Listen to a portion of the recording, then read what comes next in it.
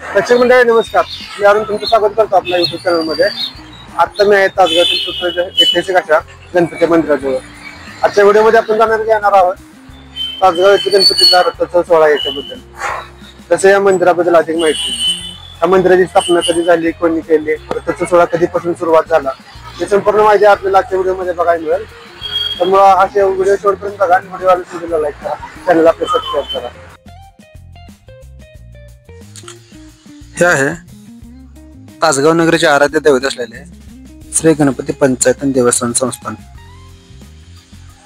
हे मंदिराचे मुख्य कमान असून आतमध्ये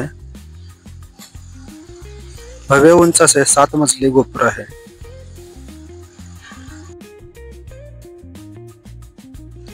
तासगाव येथील गणेशोत्सव हा प्रसिद्ध आहे.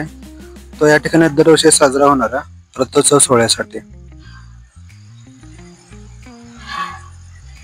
या मंदिराची स्थापना मराठा साम्राज्याचे सरदार श्रीमंत परशुराम भाऊ पटवर्धन यांनी सन 1771 साली केली.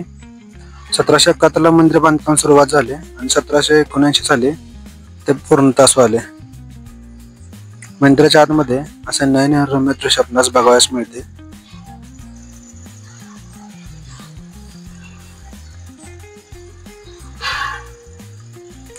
मंदिराच्या मुख्य गाभाऱ्यामध्ये उजव्या सोंडीची गणपतीची मूर्ती आहे. ही मूर्ती पंचधातूची असून तिचे वजन तब्बल 125 किलो आहे. मंदिराची स्थापत्यशैली ही आपल्याला दक्षिण भारतीय संस्कृतीप्रमाणे मिळती जुळती हेमाडपंथीची बघावयास मिळते. दगडी बांधकाम असून त्याच्यावरती कोरीव नक्षीकाम केलेले आढळते. मंदिर परिसरामध्ये मोठा बगीचा असून येथील वातावरण निसर्गरम्य आहे. तसेच या संस्थानाचे स्वतःचे गजलक्ष्मीचे नावाचे एक हत्तीण आहे. सन 1779 पासून या ठिकाणी रथोत्सव सोहळा पार पडतो. तर यावर्षी 2025 साली पार पडणारा रथोत्सव सोहळा 246वा रथोत्सव सोहळा असेल. हा आहे संस्थानचा रथ. गणेशोत्सवाच्या अगोदर हा रथ बाहेर घेऊन त्याची स्वच्छता केली जाते. हा रथ लोखंडी असून याची उंची 30 फूट आहे.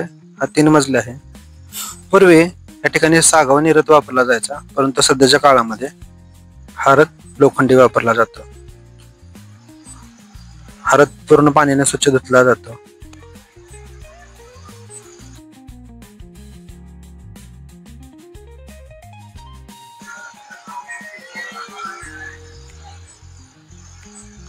रथावरती कोरीव नक्षीकामी केलेले आपल्यास बघावयास मिळते.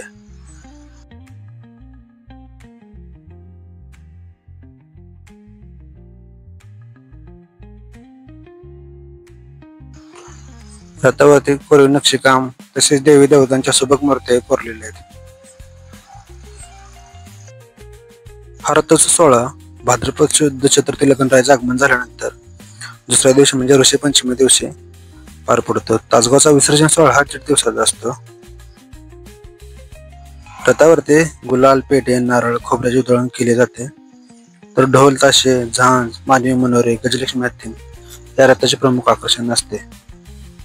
भक्तांच्या साहाय्याने दोरखंडाने ओढत हा रथ मंदिरापासून जवळ असलेल्या काशी विश्वेश्वर मंदिरापर्यंत ओढला जातो. काशी विश्वेश्वर मंदिरामध्ये आरती केल्यानंतर तिथून परत हा रथ मंदिरामध्ये येतो. त्या ठिकाणी रथोत्सवाची सांगता होते. हा रथोत्सव सोहळा बघण्यासाठी महाराष्ट्र, कर्नाटक, आंध्र प्रदेशातून लाखो भाविक येत असतात. हे आहे मंदिरापासून अर्धा किलोमीटर जवळ असलेले श्री काशी विश्वनाथाचे मंदिर. आजच्या व्हिडिओमध्ये आपण बघितलं तासगावच्या मंदिराचा इतिहास आणि रथोत्सवाचा इतिहास. व्हिडिओ कसा वाटला मला कमेंट करून नक्कीच सांगा. व्हिडिओला आपल्याला लाईक करा, चॅनलला सबस्क्राईब करा. धन्यवाद.